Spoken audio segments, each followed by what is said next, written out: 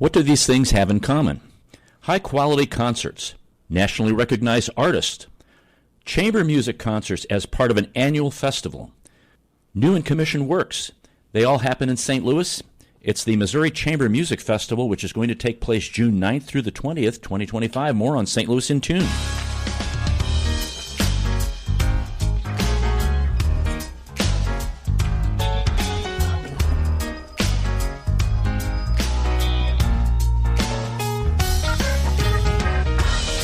Welcome to St. Louis in Tune, and thank you for joining us for fresh perspectives on issues and events with experts, community leaders, and everyday people who make a difference in shaping our society and world.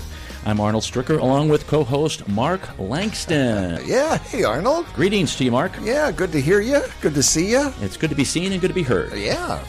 Got quite a fun show today. We do. We have a guest who has been on the program. I think she is pushing the limit as far as who has been on the show the most times. Do we have to get her like a blazer or something, a colored blazer? Yeah, you know, maybe they give do her on a sticker. Saturday Night Live. Maybe give her a sticker that says, "I've been on St. Louis in Tune." I'm very excited about this. I know. Give her something, I know. Well, we're glad that you joined us today, folks. We want to thank you for being here. We want to thank our sponsor, Better Rate Mortgage, for their support of the show. You can listen to previous shows at stlintune.com. Please help us continue to grow by leaving a review on our website, Apple Podcast, or your preferred podcast platform. Our return to civility today is about time. A very good one, right? Okay. And I'm sure everybody will identify with this. Okay. Everyone. If someone mispronounces a word, politely correct them instead of poking fun at them. Now, I've been on the receiving end of no, blah, blah, blah, blah, blah, blah.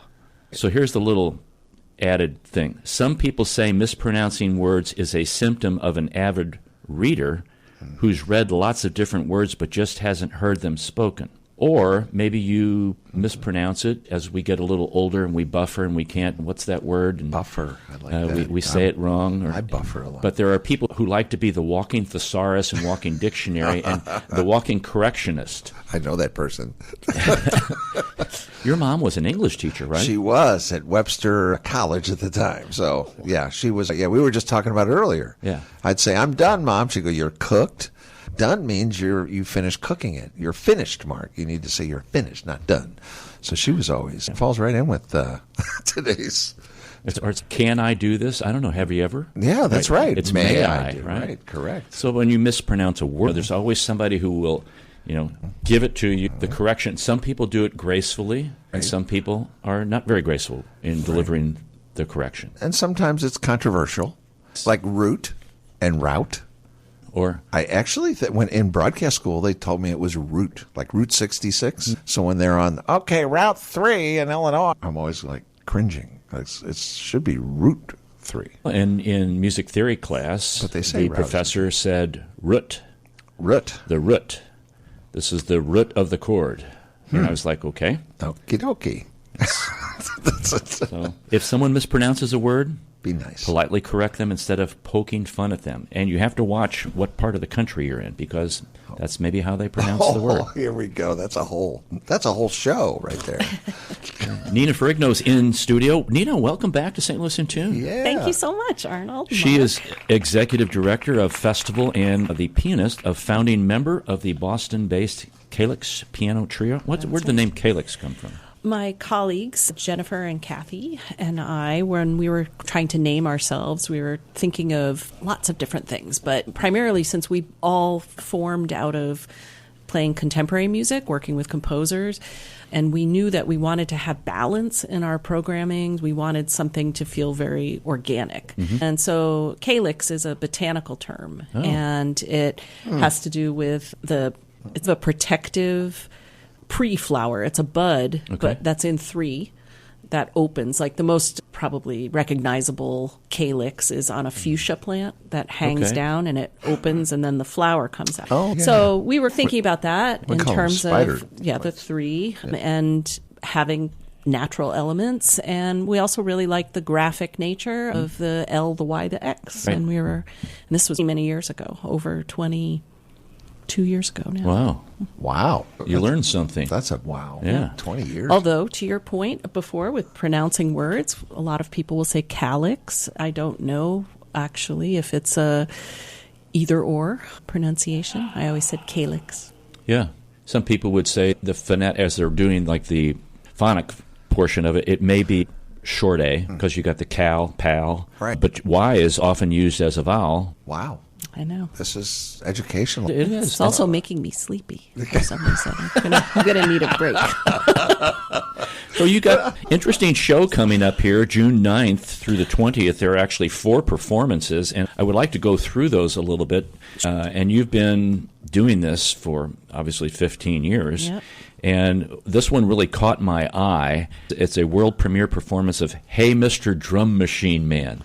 Yes. It's like, hey, Mr. Drum Machine Man, play that drum for me. That's what I know. Is it something like that? It is. So this is a piece that was written by a composer out of Pittsburgh named Eric Moe. And I had a good fortune of working with Eric a bunch of years ago through my connection with the Boston Modern Orchestra Project. And we had gone to U of Pitt, where Eric teaches, and we're doing kind of a music festival there. And Eric writes, he's just a brilliant guy. He's a brilliant pianist. And he writes really just lively music, lots of ironic and fun titles. Like he's got a piano concerto that it's called Kicking and Screaming. And so this piece really caught my eye because a lot of the thematic part of the festival this year is about spirit and Right. what we think of with the word spirit. We can think of something being spiritual or spirited in an energetic way, or the spirits of people. So that forms the basis of the whole programming for the festival this year. And this piece, Hey, Mr. Drum Machine Man, is really fitting into that idea of rhythm and spirit and getting up and moving. So Eric wrote this piece. I have a bit of his program note here. Yep. He asks, is it possible to write a good piece that has a pseudo-canned drum beat?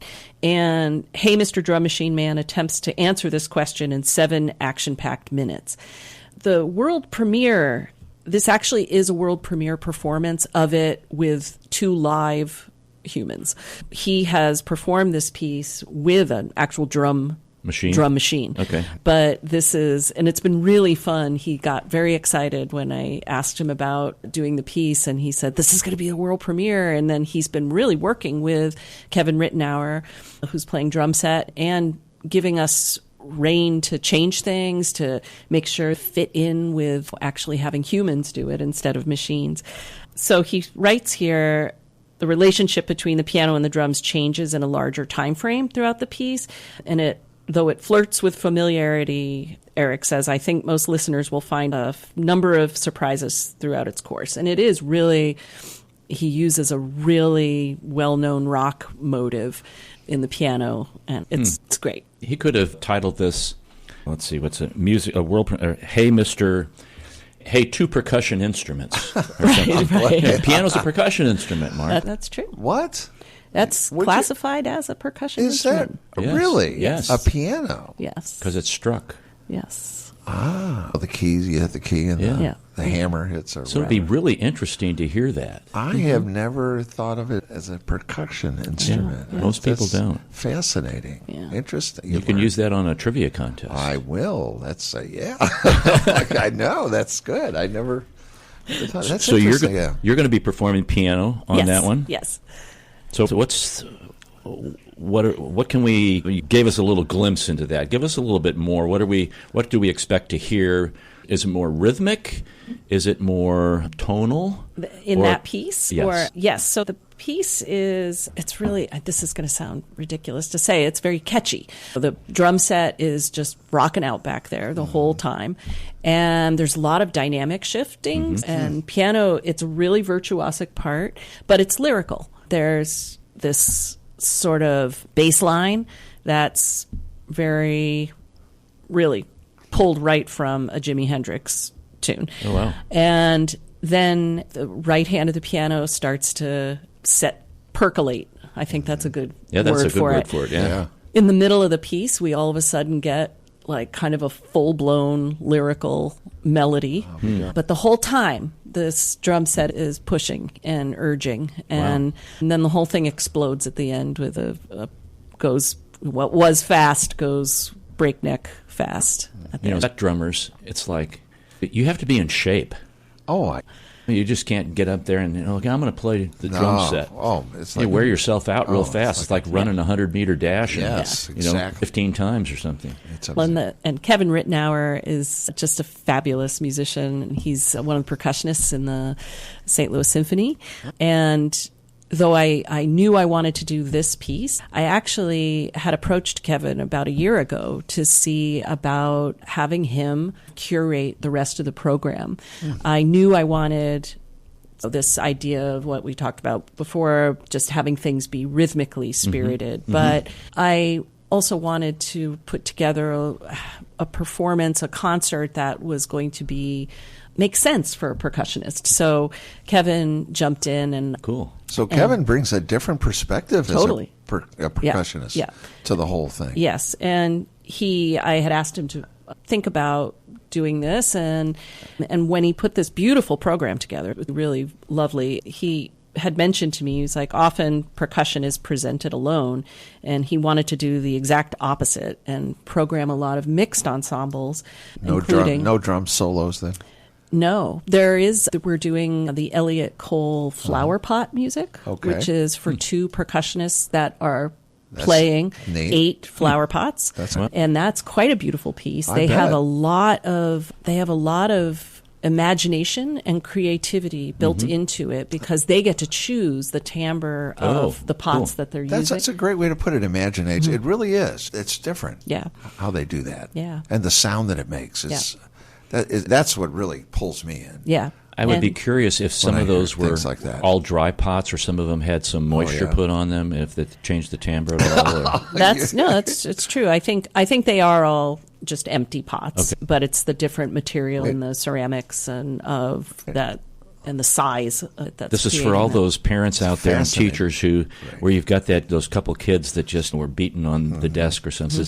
They're always percussionists. I actually, when we go to the baseball games and we've got some guys out there with buckets, Hobo and Lowe's buckets, and they're beating on them, they make a good sound. I'm like going, okay, this is all right. Yeah. There's some artistic value going on here. Yeah, absolutely. And we go from that, which is relatively unpitched playing in that duet between these two percussionists, to a piece by Anders Koppel called Toccata. And I think Anders Koppel is very well known in the percussion world, and he's written this toccata, which is contrapuntal music for melodic instruments. So it's a duet between vibraphone and marimba. Oh, that'd be nice. And and then we feature the vibraphone in a piece by local composer. I should say he's locally based, Christopher Stark, who's called Stars and Dead Reflection, and that has piano, double bass, clarinet, and vibraphone, and that's quite a beautiful, again, timbre or group sound. And that's just the first concert you're talking about. Wow. Yeah. That's the first one, folks, and that's June the 9th. That's at Webster University. Yes. And I want to mention you can get some information on the 4-concert festival pass at mochambermusic.org, mochambermusic.org. So, Nina, walk us through later on. It's a very short season. If people aren't if they're going to be out of town or something. So it's June 9th to June 20th. So you have the 9th, the 12th, the 19th, and the 20th. So let's go to the next one, concert number 2, Bygone. Yes. And so Bygone I'm thinking of as that guise of spirit where we miss people who have gone. And so we're playing, let's see, the Ravel Sonata for violin and cello. Ravel he was asked to contribute to a special commemorative edition of La Revue, which was dedicated to the memory of Claude Debussy, who had died in 1918.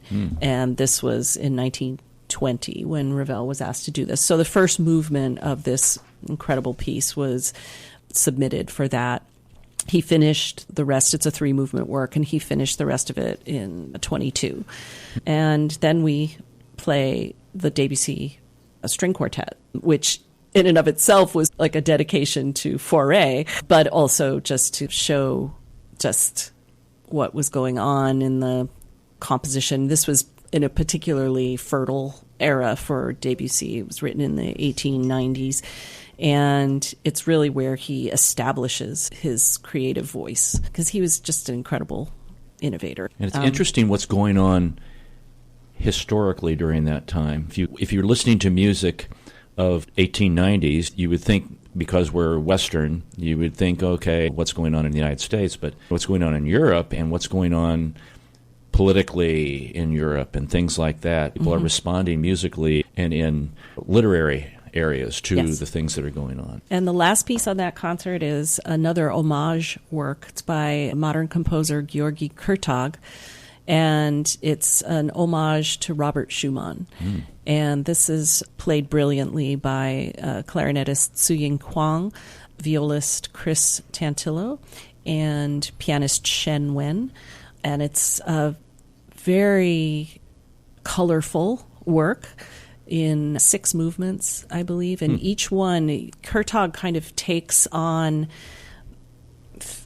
in commemorating Schumann, these alter egos that were very present in Schumann's work. So Schumann, when he wrote Carnival, he always had the Florestan and Eusebius and these kind of competing aspects of personality. And so in this homage, Kurtag is also using this. Wow. And I should mention that the quartet and the Ravel duo are being performed just by amazing musicians that are right here in St. Louis. Nathan Lowry, Anne Fink, Chris Tantillo, and Bjorn Ronheim on cello. And these aren't pieces that you would normally hear in the area, except at the festival that you're doing. Yes, yeah. And it's a thing that I love, is this being able to take a while and dream about getting these pieces together, seeing how they play off each other in a concert format. So. This is Arnold Stricker with Mark Langston of St. Louis in Tune. We're talking to Nina Ferrigno. She is the executive director of the festival and one of the founding members of the Boston-based Calyx Piano Trio. For folks, if you're not familiar with the Missouri Chamber Music Festival, they were formed in 2010 to educate, cultivate, promote, foster, sponsor, develop, and encourage understanding of and public interest in classical chamber music. Can you believe 15 years? Wow. I can't. That's a long time. I know. It's really snuck up on I think me. it's working. Yes. Yeah, and you have a lot of support from area groups. Yes. Yes, so we are funded in part by the Missouri Arts Council and the Regional Arts Commission. We have a robust community of private donors. And through the years, we've also gotten some national recognition through commissioning grants with Chamber Music America. And, yeah. That's cool. We continue to try to bring our message or bring knowledge of the festival to a wider audience. Have you seen more people attend year after year? Yes, I will be honest and say that since COVID, it's been a different thing. We're still getting our kind of feet back on the ground. Yeah, feet back on the ground. Yeah. So all the more reason that you need to go, because they're close. They're at Webster University or they're at Washington University. Matter of fact, the one that Nina just mentioned is at Graham Chapel on June the 12th. Wonderful. And it's a great venue to hear music. At Webster, where are you at Webster University? We are performing in 2 different spaces, 3 concerts in 2 different spaces. So the first concert is at the concert hall, which is part of the community music school. Okay. That's that modern building that is near to Opera Theater. Okay. And then 2 of our concerts on the 19th and 20th are at the Winifred Moore Auditorium, which is off of Lockwood Avenue. Right. Okay. It's that big old building off Lockwood. Big old building. Big old building. Okay. Yeah, it looks like a castle. Yes, it does. Yes. Yeah. Okay. Yeah. So we've had concert 1, I notice on some notes here, Get Up, and concert number 2, Bygone. Concert number 3, Naturally explores the spirit of our surroundings. Yes. So here we have the Joaquin Turina piano quartet. And Reno is a Spanish composer. And this piece is just, he's considered one of our, like a nationalist composer. So this piece really captures the spirit of a particular place and time. And also on this concert, is the Sariajo Cloud Trio. And this is Kaya Sariajo. She's very recently deceased, but was a modern Finnish composer. And this trio is really dealing with our physical surroundings, the spirit of clouds as they're changing and moving. And so it's a string trio that is really using a lot of effects in their playing, extended technique, and creating atmosphere. And then on this concert is also some solo piano works performed by Hugh Hinton, a couple of Artie Matthews. They're called Pastime Rags. And Matthews was a composer living and working here in St. Louis. Was he a contemporary of Scott Joplin? Yes. Wow. And so these were really great pieces. I had the good fortune of hearing them in the spring when Hugh came to St. Louis, and he gave a presentation recital at Webster University, where I'm on faculty. And also on this concert is another solo piano work by Florence Price called The Fantasy Negre. And that's another just shining a spotlight on time and place and our surroundings. We're going to come back after our break and talk about concert number 4, because Nina's going to be playing on concert number 4 also. Good. And we want to ask a couple more questions here, but don't go away, folks. This is Arnold Stricker with Mark Langston of St. Louis in Tune. We'll be right back.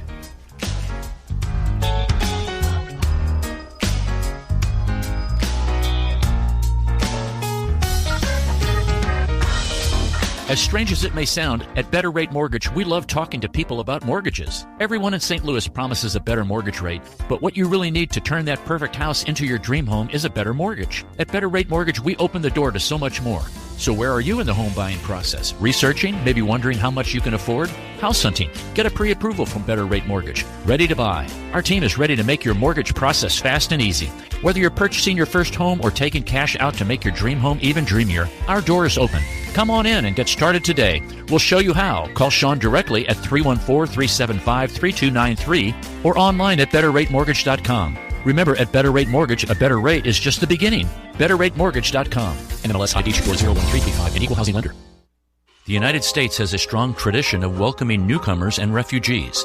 The Welcome Corps is a new service opportunity for Americans inspired to welcome those seeking freedom and safety, and in turn help strengthen their own communities. Welcome Corps is a public-private partnership that is inspired by what Americans represent to so many around the world, a beacon of hope and refuge. All it takes is a helping hand. Are you ready to learn more? Contact the International Institute of St. Louis at info@iistl.org or call 314-773-9090. That's info@iistl.org or call 314-773-9090.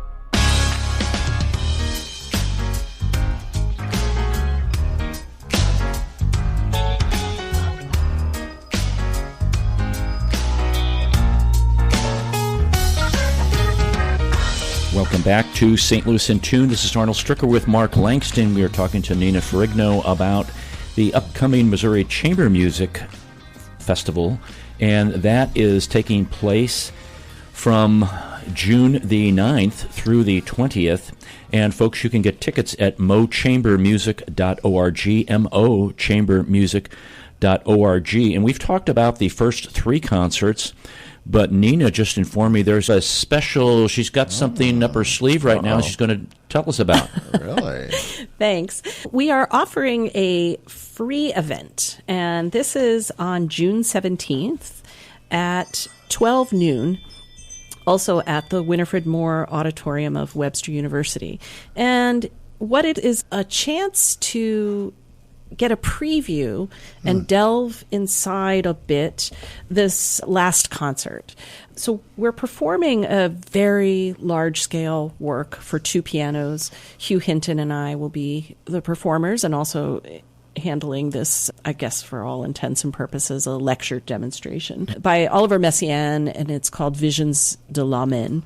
And so what we're doing is delving inside visions and presenting some of the thematic material that Messiaen builds this very large. The performance time of this piece, this one piece, is about 40 to 45 minutes. Oh. It's a 7-movement work. Wow. That is basically telling the creation story. And it's a really transformative piece of music. I played it for the first time I played it maybe 17 years ago, something like that. And it really changed my life, honestly. And In what way? in what way? If I may ask. Yeah, absolutely.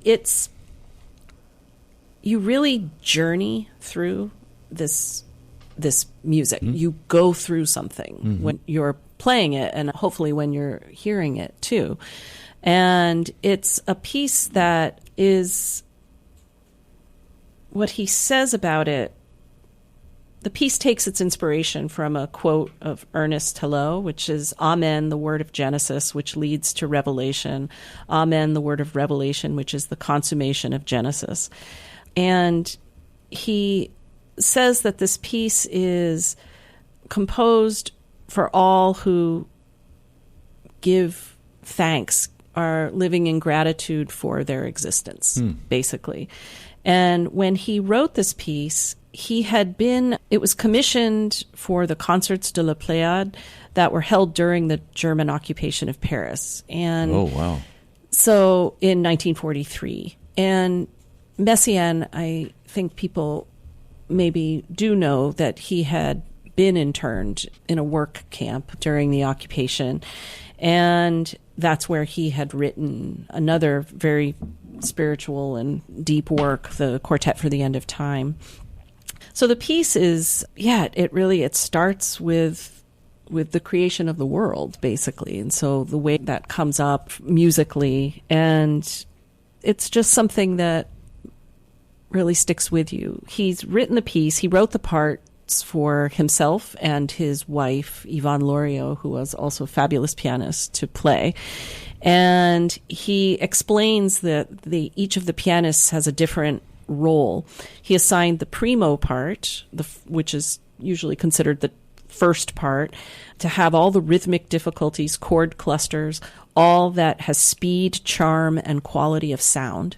And the second part, which in the premiere he assigned the principal melody, the thematic elements, all that demands emotion and strength. And so it's interesting that between the two pianists, you have the head and the heart. Right. And it's, yeah. Are you playing the same part that you played 17 years ago? Yes. Okay. So I actually am playing the second part, which is... Mark, what I find in performance, and this could be for music, I'm just going to identify as the musician part. Okay. That when you are involved in the music and you've got all the technical portions out of the way, you can really focus on what the composer is trying to communicate. And I think, Nina, as you were talking about how things can change you or move you, and even listening to music, if you're listening to it carefully at the right time, like some musical scores who do this for movies, they do this very effectively. I'm thinking of one of the last scenes of The Godfather, and where the daughter gets murdered on the steps. For those of you who hadn't watched The Godfather 3, I'm sorry, I just gave it away. Spoiler, great. Yeah, there it was.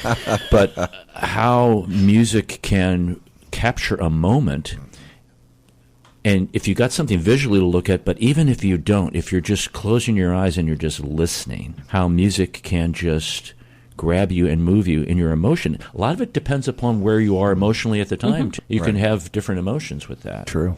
I think with Messiaen as well, he very famously had synesthesia, which is like a little, like wires get crossed in the brain when it's like tasting a smell or something. So he would hear music and see colors. Ooh. And as part of that, I think that it informs his musical language in a sense, because when he's clustering pitches together in compositions, I always think of this word colorful. Right. He's creating sounds that vibrate in a different way.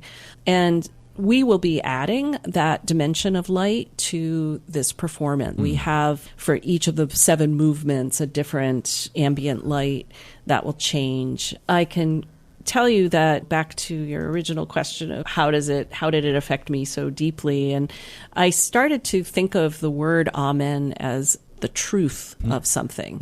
And so in the different movements, it's the truth of creation, the truth of the stars and of the ringed planet, the truth of Jesus's agony, truth of design. Though Messiaen was a very spiritual and religious Catholic person, he also had this way of being able to never deny what's happening in humanity. You know what I mean? It wasn't all for that. So this way of putting the secular and the spiritual together is just, yeah. Interesting. So be it. The amen. Yes. Question on, is it going to be when you talk about this with, I want to get my name correct, with your cohort there, Hugh. Who's going to be performing with you? Hugh Hinton. Hugh, is it going to be like not a master class, but you're going to be talking about the piece, and are you going to be demonstrating, like, this is what you need to listen for and stuff like that? Okay. Yes. So those are fun, Mark. Oh, yeah. So we give a little bit of background about the piece, and then we play a few of the movements, a few of the shorter movements, because there's one theme that goes through the entire piece, so musical theme. So we show how that's appearing in different parts of the piece. Yeah, and we also give a chance to ask questions and a little audience interaction there. Oh, that's great. Some people are really interested in what does it take to play 2 pianos together. So going full circle from the first and talking about the piano as a percussion instrument, it is what makes it very difficult to play 2 pianos, because the attack is very specific. So you either feel that together or you don't. And totally get that. Hugh and I have known each other almost our whole lives. We studied with the same piano teacher in Boston when we were teenagers. Wow. So playing with him, it's been... And here you are together. Yeah. Still. Over the years, we've played together. It's great because we have the same approach, technically. So it takes very little by way of cueing. I know just where he's going to be, and I hope that he feels the same way with me in terms of when we're playing together. Having the same teacher, that really helps. Oh, that's crazy. Yeah. Now, are these are grand pianos? Yes. Put together, like end on end? Yes, they nest in each other. Yeah, that's like okay. That, yeah. So you're looking right at them. Yeah. Okay. But that's a little tricky because we can't see each other's hands. And what kind of pianos are they? They are Steinway grand pianos. Steinways, okay. All right. That's neat. Yeah. I played Baldwin. Yeah. Webster University is an all Steinway school. Is that right? Yeah, okay. Shameless plug for Steinway pianos. Well, actually, it's a plug for Webster University. Yeah. No, it's a plug for Webster. Curious. And that free concert, folks, June the 17th at 12 noon at Winifred Moore Auditorium in Webster University. Yeah. So now we're to the 4th concert, June the 20th is the last one. Yes. And that is going to be with Hugh also. Yes, and that is where we perform the whole piece of the Messiaen. And starting, it's really tricky to just go right into that. We have a solo viola piece by Shulamit Ron, who is a composer for many years. She was teaching in Chicago. I believe she's retired from that job. But she's an incredible composer, very expressive, very lyrical composer. And that piece will be performed by Sixto Franco, who's a Spanish violist who's been coming to the festival the last couple seasons. Cool. Yeah. You get all these international artists to come into St. Louis to perform all these pieces. Yeah. And it's not an easy thing, folks, to get to organize this. You might think, there's only 4 concerts, 5 concerts. You have to go out way in advance to get the people who are really good that you want to have perform these things. Yeah. Just not like calling somebody up, hey, next week, what are you doing? Come on by. This is true. I know. It doesn't work that way. Got to get that word out about these things, this concert. MOChambermusic.org. MOChambermusic.org. The 4-concert festival pass is $80. Single tickets are $25. Student tickets, $5 with an ID. Mm-hmm. Is there a senior discount at all? No. Our ears are perked up. And here's the thing. If you can go to something that's involving the arts every week, go to a concert or go to a museum or go to something. It keeps you involved in what's happening, supports groups that are really striving to keep our culture moving. And this is a great festival to support. So it's the 15th year, folks, the Missouri Chamber Music Festival. You want to go see one or all of these concerts, mochambermusic.org. Nina, thanks for coming in again. Thank you so much. I really appreciate the opportunity to speak about the festival and hope to see everyone there. It's great. If you don't mind staying for, you could stay and hear our ending of the show, or if that's all right. Sure. Okay. Hang around. You can even participate with some of these things. Okay. It's a participatory. Now I'm really intrigued. She's really perked up now. Mark, I have a new segment to the show. Oh, good. All right. I've gotten rid of the word for the day. Okay. And I've gone to Mental Floss. Mental Floss is a... is what? It's a little podcast kind of thing where I'm getting this off a website, but they have some amazing facts. But I'm trying to tune these things. And I used the word tune. I'm trying to tune these things to the guests that we have and the topic we're talking about. Oh, good. So the Mental Floss for today is the Vienna Vegetable Orchestra turns produce into musical instruments. Wow.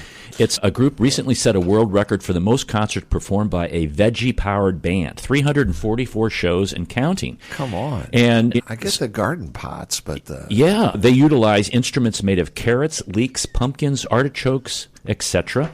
And like the carrot flute and eggplant clap feature only one vegetable. Others are more creative. For example, the cucumber phone is a bell pepper skewered by a hollowed cucumber.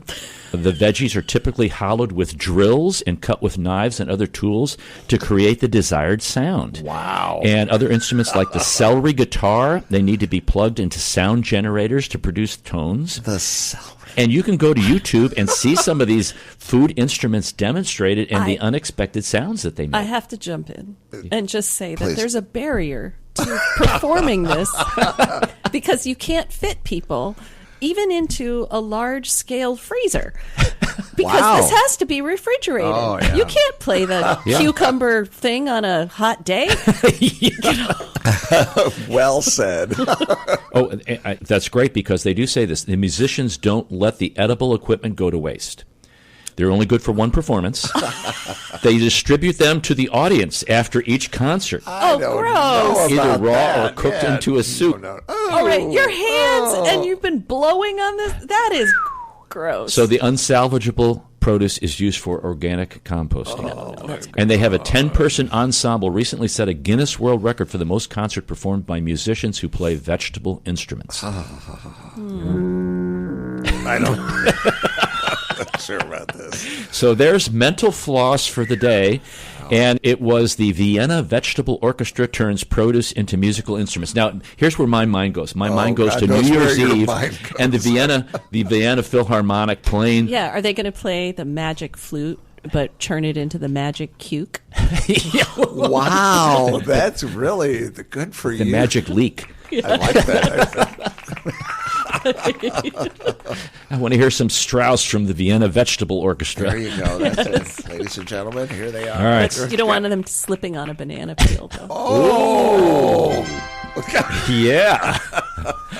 Wow. You told me I could participate. Absolutely. This is great. Glad you are. This is great. I know. Man. Mark, you have a day for the day? No. How can I follow any of that? Today, interesting, seeing how you're talking about food, today is National Egg Day. Oh. Do you not have anything to say about that? Eggs are going up again. They will be. Oh, really? I'm one having of the trouble largest finding chicken producers. Eggs. I know. In Arizona, lost 95% of the chickens. How did they do Bird that? flu. Oh. So, eggs are going to be going up. So much for that campaign promise. not good. All right. What's next, Mark? We have National Egg on Your Face Day. Egg on Your Face Day, a National Chocolate Macaroon Day. Ooh. Oh, do you like chocolate macaroons? Yeah, I like any macarons. It's National Repeat Day. Repeating can be a wonderful thing, especially when it involves an activity that we love. Music. Going back to the same thing. Yeah. A World Bicycle Day. I know you like to ride a bicycle. Yes, I do. I don't know. Yeah. Electric bicycle. World Cider Day. Electric bike. That's Isn't right. that just called sitting? Yes. No, it's pedal you. assist, or I can turn it off. So it just depends upon how my knees are feeling. He doesn't ever turn it off, though. Or I can just throttle the whole way. Okay. Global Running Day. Global Running Day. Ask those folks where their knees will be at age 60. National Cheese Day. You like cheese? I do. am a big cheese. I love cheese. I Yes. don't know what's wrong with me. I don't know. How about National Hug Your Cat Day? Hug your I cat know. day. Sometimes they scratch. They have those. My cat got the pillow thrown in it this morning. Is that right? Scratched my foot hanging off the side of the bed. Ooh. Woke me up at 4:57. National Old Maids Day. The card game. The card game. Not the old maids. That's terrible. A National Cognac Day. You like cognac? Never really had it. No? Nope. Shopping cart day. Check that shopping cart. Do you have stuff in shopping carts that you never bought? No. Nope. I got a few things in my shopping So it's not a physical shopping cart. Oh, it's the a virtual shopping Yeah, cart. the virtual shopping cart things. Yeah, I've got a couple of those. Just a couple left. This is one of Arnold's favorites, a National Moonshine Day. He waits all year for the National Moonshine Day.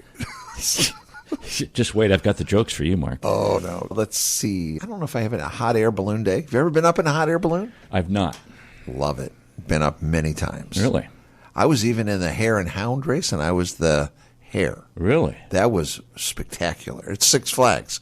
When I was at another radio station, we Okay. did a promotion where I was on that first balloon, and Yeah. we went up, and then it was spectacular to look back and see all the balloons rise up and take off. I bet. I got hooked there for a couple of years. I'd take little balloon rides. Oh. Has to be, the winds have to be 10 miles an hour or less to go on a hot air balloon. And you have to have a lot of insurance. Yeah, it's tough thing to, when you hit the, but of course what? How do you land? Hard. Yeah. You, Yeah, hard. but the chase crew, they have a chase crew that chases you, but the tradition is they bring champagne. So you got to have some champagne as soon as you hit the ground. Got to look, it's tough. You got to look for those power lines. You can't really steer a balloon very much. And they can go up and catch a wind and go down and catch a different wind. So that's how they try Wow. to move it. But Power lines would freak me out. power lines are that's the scary thing. And one last thing, National Thank You Day. Oh, it should be every day. Yes. Yeah, I don't know why you just pick one day. But Should be every day. That's about all I got, probably more than I need. You like ballooning, so skydiving. I went skydiving today for the first time. This guy strapped himself to me. We jumped out of the plane, and as we were plummeting, he said, "So how long have you been an instructor?" Oh, no.